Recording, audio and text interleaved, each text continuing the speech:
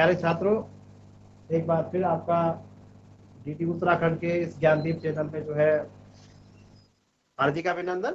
मैं योगंबर ध्यानी राजकीय inter college मुंधान से फिर आपके बीच में जो है रेखा एवं कोण हमारा जो पाठ चल रहा था तो उसको हम आगे कंटिन्यू करेंगे।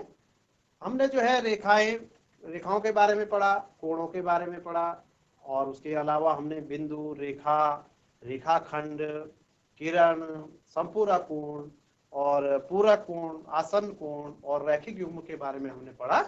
तो इसी से संबंधित हम एक एक्सरसाइज कर रहे थे। तो पिछले जो पीरियड था उस पीरियड में हमने 3-4 क्वेश्चन कर लिए थे। तो यहाँ से हम आगे करते हैं। चौथा क्वेश्चन है, ऐसा कोण ज्ञात कीजिए जो अपने पूरक के समान हो।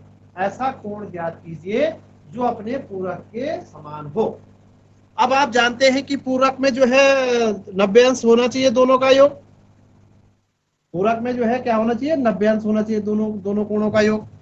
तो हमें यहां मानना पड़ेगा, पहले माना, अब वो समान है तो माना हुए दोनों कोण जो है, माना हुए दोनों कोण,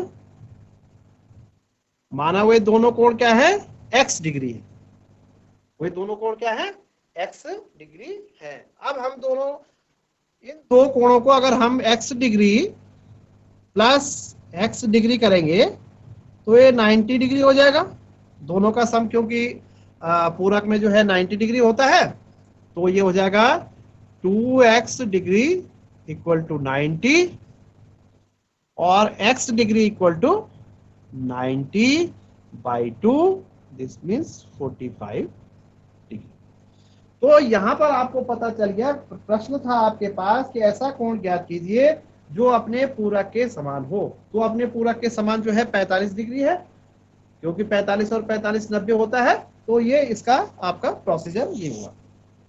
ठीक ऐसा ही एक और क्वेश्चन है कि ऐसा कोण ज्ञात कीजिए जो संपूरक के समान हो। ये क्वेश्चन नंबर 4 है आपका, ये क्वेश्चन नंबर 4 है। और ये क्वेश्चन नंबर 5 जो है मैं आपको कर रहा हूं, क्वेश्चन नंबर 5। क्वेश्चन नंबर 5 जो है आप देखेंगे, ऐसा कोण ज्ञात कीजिए जो अपने संपूरक के समान हो। अपने संपूरक के समान हो। तो संपूरक के समान जो है आप जानते हैं कि ऐसे ही आप मानेंगे कि भाई वो कोण जो है x डिग्री है। वो कोण जो है ऐसे ही लिखेंगे आप, माना हुआ दोनों कोण जो है x डिग्री है। तो आप ऐसे यहां पर x degree plus x degree equal to 180 degree.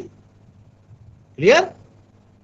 तो ये हो जाएगा 2x degree equal to 180 degree और x degree equal to 180 degree by 2 यानी 90 डिग्री। तो वह कोण 90 है जो अपने संपूरक, यानी अगर 90 और 90 को हम जोड़ेंगे तो 180 अंश हो जाता है। इस प्रकार से इन प्रश्नों का जो प्रोसीजर है वो ये है। अब हम आगे क्वेश्चन करेंगे, अगला क्वेश्चन देखेंगे। अगला क्वेश्चन देखिए, आपने अपनी पुस्तक अपने पास रखी होगी। मैं आशा करता हूं कि आप अपनी पुस्तक जो है सामने रखी होगी और ये जो है आप कर रहे होंगे क्वेश्चन। अगला क्वेश्चन है, दी हुई आकृति में कोण 1 और 2 संपूरक कोण हैं। यहां पर आपको एक फिगर बना हुआ है, दी गई आकृति में यहां पर एक फिगर बना हुआ है। यहां पर कोण 1 है और ये कोण 2 है। यहां पर ये ऐसा दिया हुआ है आपके पास, कोण 1 और कोण 2। अब ये कह रहा है कि ये दोनों कोण जो है संपूरक कोण हैं। ये दोनों कोण क्या है, संपूरक है ये। दिस मीन्स कोण 1 प्लस कोण 2 इक्वल टू संपूरक, और संपूरक का अर्थ आप जानते हैं यानी 180 डिग्री। 180 डिग्री है, ये संपूरक कोण है। अब आपसे क्वेश्चन पूछा जा रहा है कि यदि कोण 1 में कमी हो जाती है, यदि कोण 1 कम हो जाएगा तो कोण 2 पर क्या असर पड़ेगा। अगर कोण 1 में कमी आ जाती है तो कोण 2 बढ़ जाएगा, और होने वो प्रतिबंध ये भी है कि वो होने संपूरक ही चाहिए। तो कोण 1 अगर घटेगा तो कोण 2 बढ़ेगा, अगर कोण 2 घटेगा तो कोण 1 बढ़ेगा। और उस मतलब प्रतिबंध यही है कि वो संपूरक रहेंगे। तो आपको ये चीज यहाँ पर देखनी है कि कोण 1 के बढ़ने पर कोण 2 घटेगा, और कोण 2 के बढ़ने या घटने, जो अगर बढ़ता है तो ये घटेगा और ये घटता है तो ये बढ़ेगा। तो ये आपका पास, अब आपके पास ये क्वेश्चन नंबर 6 था। क्वेश्चन नंबर 7 देखिए, क्वेश्चन नंबर 7, क्वेश्चन नंबर 7 देखिए। क्वेश्चन नंबर 7 है, क्या दो कोण संपूरक हो सकते हैं यदि उनमें दोनों न्यून कोण हो? दो कोण माना मैंने, मान लिया x डिग्री और y डिग्री, क्या क्या ये दोनों, अगर ये दोनों न्यून कोण है, अगर ये दोनों क्या है, न्यून कोण है, अगर x और y, x डिग्री और y डिग्री अगर दोनों न्यून कोण है, तो क्या ये संपूरक हो सकते हैं? तो आप इसको बहुत अच्छी तरह से जानते हैं, संपूरक कोणों के लिए जो कंडीशन है वो इन दोनों का कोणों का योग x degree plus y degree equal to 180 degree होना चाहिए। x degree plus y degree, x degree plus y degree 180 होना चाहिए। अब इसकी शर्त यह है कि ये अगर दोनों न्यून कोण है, अगर हम दोनों न्यून कोण अगर हम 89 भी लेंगे, 89 डिग्री प्लस 89 डिग्री लेंगे, तो तब भी ये जो है क्या नहीं होंगे, संपूरक नहीं होंगे। तब भी ये क्या होंगे, जबकि हमने मैक्सिमम लिया इसको। तो इसका मतलब ये है कि अगर ये दो कोण न्यून कोण है, अगर दो कोण क्या है, न्यून कोण है, तो ये कभी संपूरक नहीं हो सकते। ये आपको ध्यान रखना है। इसी तरह वो कह रहा है, दूसरा पार्ट है इसमें, यदि x डिग्री और y डिग्री दोनों अधिक कोण है, दोनों अधिक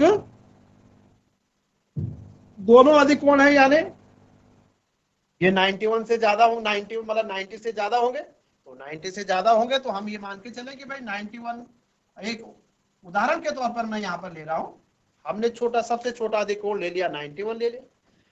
तो इन दोनों को अगर हम 91 और 91 करेंगे, ऐड करेंगे, तो ये 182 डिग्री हो जाता है। ये कितना हो जाता है, 182 डिग्री हो जाता है, जो कि क्या हो जाता है, संपूरक से ज्यादा हो जाता है। इसलिए ये केस भी संभव नहीं है, इसलिए ये केस भी क्या है, संभव नहीं है। और तीसरा है कि दो कोण संपूरक, मतलब कोण संपूरक हो सकता है यदि दोनों समकोण हो, यदि दोनों x डिग्री और y डिग्री माना दोनों समकोण है, तो आप समझते हैं कि 90 degree plus 90 degree equal to 180 degree, 180 degree. तो ये केस जो है संभव है, ये केस संभव है। आप को ये बातें सब समझ में आ रही होंगी। नेक्स्ट जो क्वेश्चन है, ये कोण 45 से बड़ा है, क्या इसका पूरा कोण 45 से बड़ा होगा, अथवा 45 के बराबर होगा, अथवा 45 से छोटा? एक कोण 45 से बड़ा है, माना कोई कोण हमने मोटे तौर पर 46 लिख दिया, ये कह रहा है कि एक कोण जो है क्या है, 45 डिग्री से बड़ा है, क्या इसका पूरा कोण 45 से बड़ा होगा, बराबर होगा, या छोटा होगा? 45 से, अब स्वाभाविक सी बात है कि इन दोनों कोणों का योग जो है 90 अंश होना चाहिए। तो 90 अंश होने के लिए जो है इसको 44 डिग्री चाहिए, तो 44 डिग्री चाहिए, तो इसका मतलब ये जो है 45 से छोटा होगा। इन बातों को आप जो है बहुत ध्यानपूर्वक देखेंगे। और ज्योमेट्री बड़ा अच्छा, रीजनिंग का एक बहुत अच्छा उदाहरण है ये, बहुत अच्छा इसकी रीजनिंग जो है, आपके जो IQ लेवल है वो बहुत अच्छा बढ़ जाता है। और अगर आप इस पे बहुत तर्क शक्ति के लिए भी आप आगे जो आगामी आपके लिए परीक्षाएं हैं, कॉम्पिटिटिव जो परीक्षा है, you are living in competitive age, तो इस कॉम्पिटिटिव एज के लिए जो है आपको इन सारी चीजों का जो रीजनिंग है, तर्क शक्ति वाली जो बातें होती है परीक्षा में, हर एक परीक्षा में एक जो है एक पार्ट है ये तर्क शक्ति का, तो इन चीजों के लिए भी ये बहुत इंपॉर्टेंट है। इसलिए आप अभी से अपनी तैयारी पे रहेंगे। मैं आशा करता हूं कि आप इन चीजों को समझ रहे होंगे। यहां पर एक चित्र बना हुआ है, मैं आपकी बुक से इस चित्र को बना रहा हूं। ये आपका यहाँ पर एक फिगर बना हुआ है,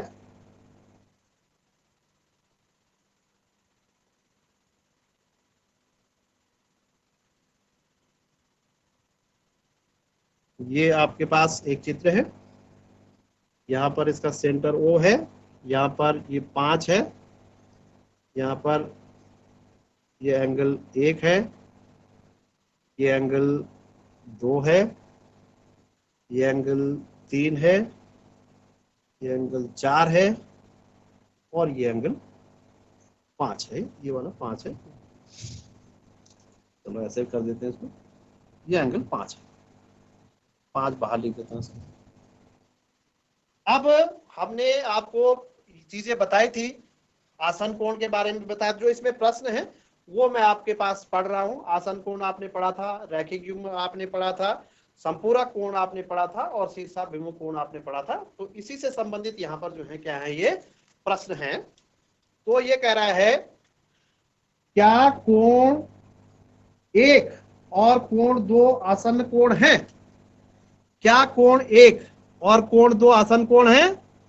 तो आप देख रहे हैं चित्र से साफ स्पष्ट दिखाई दे रहा है कि यहाँ पर इनके एक शीर्ष कॉमन है, एक शीर्ष कॉमन है, और 2 भुजाएं जो है इसमें क्या है, 2 भुजाएं जो है एक शीर्ष है और एक शीर्ष कॉमन है, और एक उभयनिष्ठ भुजा है, एक उभयनिष्ठ भुजा है। इसका मतलब कोण 1 और कोण 2 क्या है, कोण 1 और कोण 2 क्या है, आसन्न कोण है।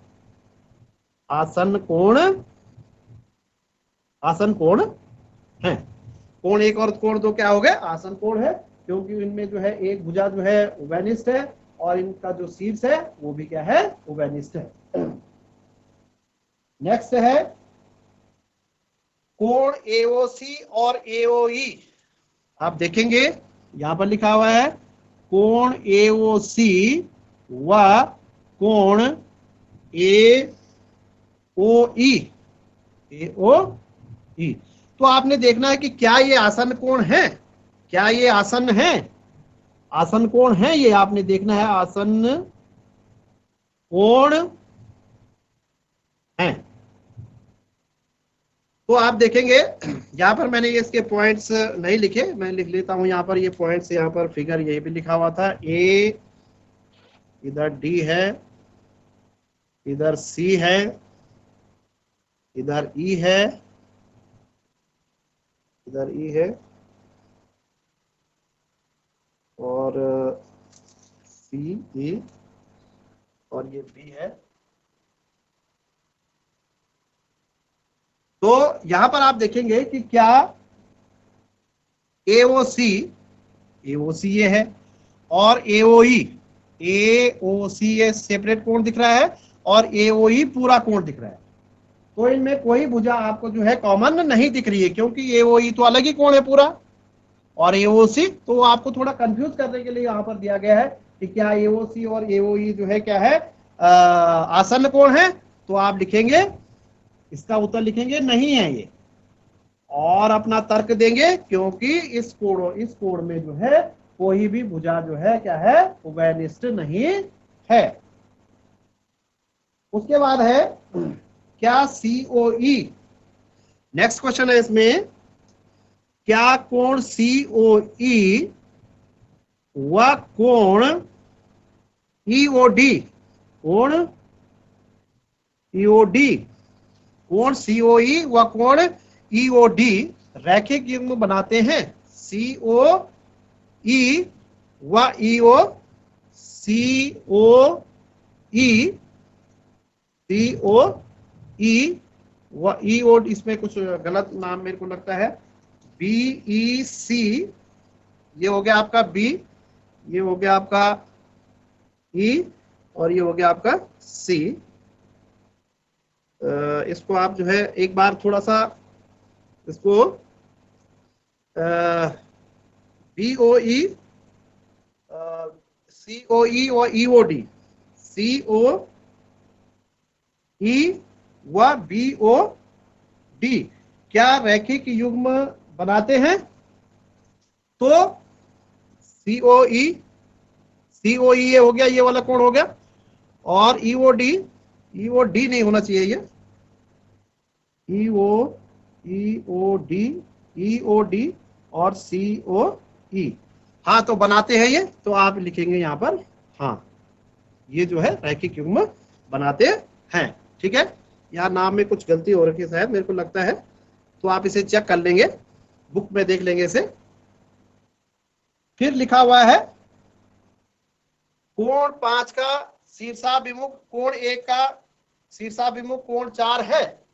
तो कोण 1 का शीर्षाभिमुख कोण क्या है? 4 है। आपको दिखाई दे रहा है कोण 1 का शीर्षाभिमुख कोण क्या है? 4 है। कोण 5 का शीर्षाभिमुख कोण क्या होगा? तो कोण 5 का शीर्षाभिमुख, यहाँ थोड़ा सा फिगर में थोड़ा सा दिक्कत हो गई है, तो आप इसको थोड़ा सा, आप जब स्केल से बनाएंगे तो कोण 5 का ये थोड़ा सा चौड़ा नहीं हुआ है, तो कोण 5 का जो ये COB इसका क्या होगा? शीर्षाभिमुख कोण होगा। जब आप इसको स्केल से बनाएंगे तो आपको ये सब समझ में आ जाएगा, है ना? अच्छा, यहाँ पर हमने जो है इस फिगर में एक लाइन कम खींच दी थी, तो उसे आप थोड़ा चेक कर लेंगे। इसको आप एक बार घर में जब आप देखेंगे तो आपको एक बार फिर जो है और क्लियर हो जाएगा। यहाँ पर थोड़ा सा फिगर में, क्योंकि बोर्ड में थोड़ा उतना अच्छा फिगर बनता नहीं है, मैं एक बार और इसको आपके लिए बना देता हूँ कोशिश करके। यहाँ पर ये फिगर था, ये हो गया, और ये यहाँ पर ऐसा था, ये हो गया, ये हो गया। यहाँ से इसका ये जो है E पार्ट था, ये इसका C पार्ट था, यहाँ पर ये जो है A पार्ट था, यहाँ पर जो है D है ये, ठीक है। और उसके बाद यहाँ से जो है ये, सॉरी, इसको आप इसको थोड़ा सा और ऐसे कर लेंगे तो ये B हो जाएगा, ये B पार्ट था। और यहाँ ये जो है O, ये O हो गया, और ये E हो गया, ठीक है। तो ये हो जाएगा ADBEC, ठीक है। तो यहाँ पर जो है वो जो कह रहा था कि COE और EOD, COE और EOD, तो COE और EOD अब आपको दिख रहा है कि रैखिक युग्म बना रहे हैं, क्योंकि COD जो है COE, सॉरी, COE और EOD, तो इसका मतलब ये हमारा क्या बना रहे हैं? रैखिक युग्म बना रहे हैं। 180 अंश का कोण आपको दिख रहा है ये, तो यहाँ पर इस तरह से आप इस प्रश्न को करेंगे। मैं आशा करता हूं कि आप ये समझ रहे होंगे। यहाँ पर एक और फिगर है आपके पास,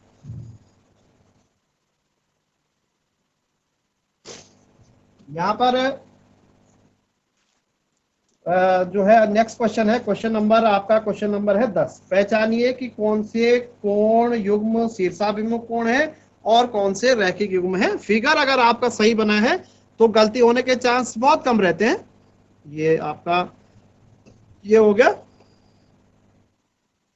और ये आपका ये फिगर बना हुआ आपका यहाँ पर, और यहाँ से एक किरण यहाँ पर बनी हुई है ये, तो ये 1, ये 2, ये 3, ये 4 और ये 5, ठीक है। यहाँ पर आपको ये कहा जा रहा है कि बताओ शीर्षाभिमुख कोण कौन है। तो यहाँ पर आपको जो है, जब आप पेंसिल और पटरी से बहुत अच्छी तरह से फिगर बनाएंगे तो आपको सीधे साफ साफ जो है, आप बहुत अच्छी तरह से जब साफ पेंसिल से बनाएंगे तो 1 और 4 कोण जो शीर्षाभिमुख कोण है, शीर्षाभिमुख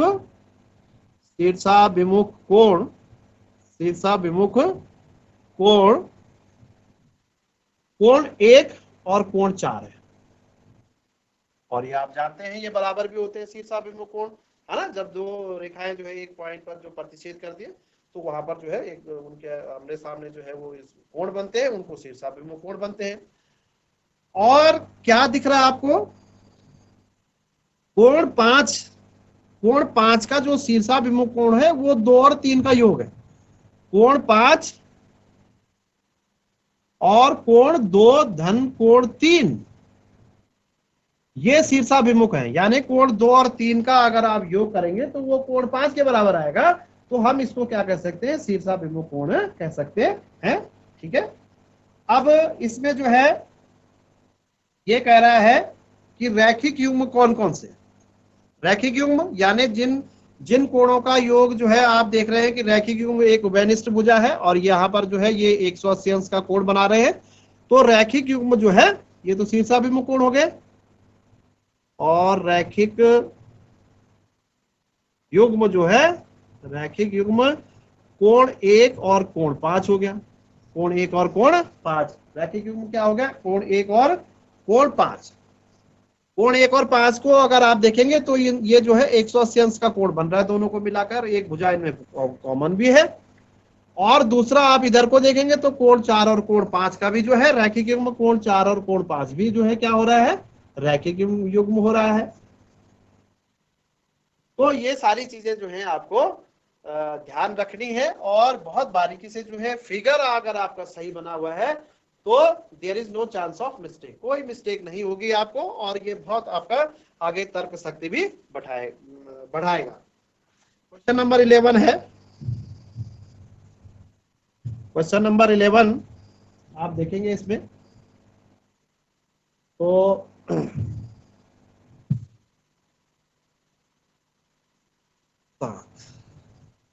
ये जो है एक फिगर दिया हुआ है, यहाँ पर एक फिगर दिया हुआ है, ये कोण 1 दिया हुआ है, ये कोण 2 दिया हुआ है।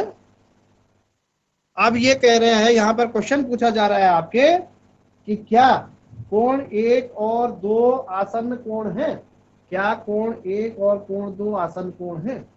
तो आपको पता है कि कोण 1 और कोण 2 आसन्न कोण नहीं है, क्योंकि इनकी कोई उभयनिष्ठ भुजा नहीं है, क्योंकि इनकी कोई उभयनिष्ठ भुजा नहीं है, इसलिए कोण 1 और कोण 2 जो है क्या नहीं है, आसन्न कोण नहीं है। तो इसका आप लिख सकते हैं। अब मैं क्वेश्चन नंबर 12 आपके सामने कर रहा हूं। क्वेश्चन नंबर 12, क्वेश्चन नंबर 12 में जो है निम्नलिखित इसमें जो है एक्स वाई जेड के मान आपको निकालने हैं। एक फिगर आपको दिया हुआ है, ये यहाँ पर एक आपको एक फिगर बना हुआ है, यहाँ पर आपको एक 55 डिग्री दिया हुआ है, यहाँ जेड दिया हुआ है, यहाँ एक्स दिया हुआ है, और यहाँ वाई दिया हुआ है। तो यहाँ पर आपको साफ दिखाई दे रहा है कि एक्स का मान क्या होगा, 55 डिग्री होगा, क्योंकि वो शीर्षाभिमुख कोण है, शीर्षाभिमुख कोण है। तो यहाँ से आप जो है एक्स डिग्री इक्वल टू क्या लिख सकते हैं, 55 डिग्री। एक्स इक्वल टू क्या लिख सकते हैं आप, 55 डिग्री। अब y इक्वल टू जो है y इक्वल टू क्या हो गया, y ये दोनों जो है रैखिक युग्म बनाते हैं, ये दोनों रैखिक युग्म बनाते हैं। तो 55 में क्या जोड़ा जाए कि जो है वो 180 अंश हो जाए, तो y degree equal to 180 minus 55, तो आई थिंक 125, ये 125 हो जाएगा। तो y डिग्री 125 हो जाएगा, और z उसका शीर्षाभिमुख कोण है, तो z भी जो है क्या हो जाएगा, क्योंकि अगर आप x जब आपका जो है 55 डिग्री आ गया, तो ये भी चाहे आप इसको रैखिक युग्म से ले लें, तो x इक्वल टू जो है 180 माइनस 55, तो ये भी जो है 125 डिग्री आ जाएगा। तो प्यारे छात्रों, अगली बार इसमें कुछ और क्वेश्चन छूट गए हैं 2-4, तो इनको आप स्वयं कर सकते हैं। इसमें तो लिखा हुआ है कि रिक्त स्थानों की पूर्ति कीजिए इस तरह से। तो मैं आशा करता हूं कि आप ये जो आपको पढ़ाया होगा, ये पढ़ाया गया है, जो आपकी समझ में आया होगा, और इसको आप YouTube चैनल में भी जो है देख सकते हैं। Thank you.